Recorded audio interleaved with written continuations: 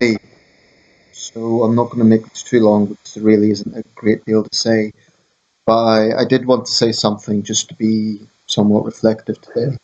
It is, of course, 15 years since 9/11. I'm watching the Oliver Stone film World Trade Center with Nicolas Cage. Um, it, of course, is one of several films that was made about the event. Today, there's focus on Hillary Clinton and what's supposedly happened with her feeling dizzy or whatever. I'm not going to comment too much on that. Certainly is does make you wonder how healthy she is, but obviously this is an exhaustive presidential campaign. No, for this video, I really want to focus on the. It is worth pointing out though that the two main presidential candidates this year are both New Yorkers. Now, I can't remember the last time that was the case, unless I'm mistaken. It was during 1940 or 44. I think Senator Dewey was also a New Yorker going against Roosevelt. Of course, he was a New Yorker, though I may be mistaken in that regard. Certainly, there's been New York presidents before. Um, that's just in passing, obviously, because the big focus is on New York City today. Just going to show you a book I've got. This is a collection of Reuters photographs, some really moving photos in that. Um,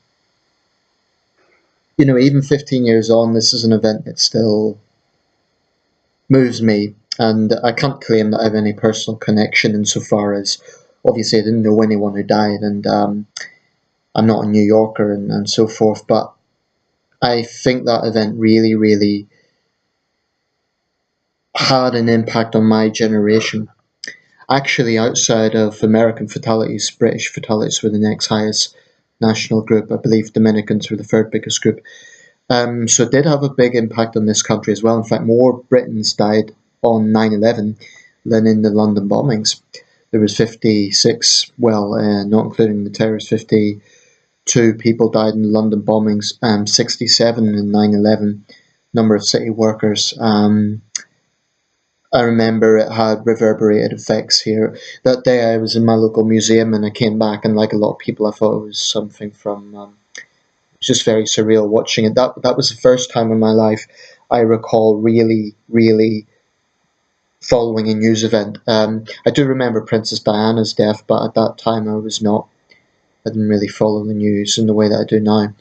9/11, that was the first time I pinpoint being interested in the outside world, in what was happening in the world. And I do remember there's only been three times in my life that I have felt genuinely nervous about the world situation. That was one of them. The second occasion was the lead up to the Iraq War, and the third occasion was the global recession, probably the collapse of the Lehman Brothers.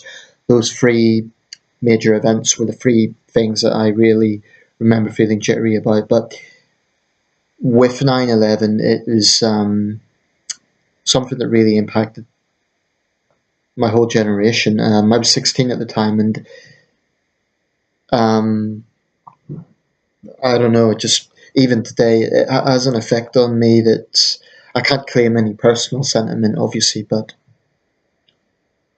we should never forget what happened that day. If I ever visit New York City, definitely visiting the memorial site is something that would be worth seeing. So this is just a very quick video to just reflect on that event and the devastation that came from it.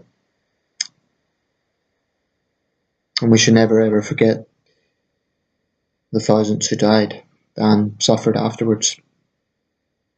Okay. Let me know if you're a New Yorker, if you want to comment on this in any way. Thanks for watching.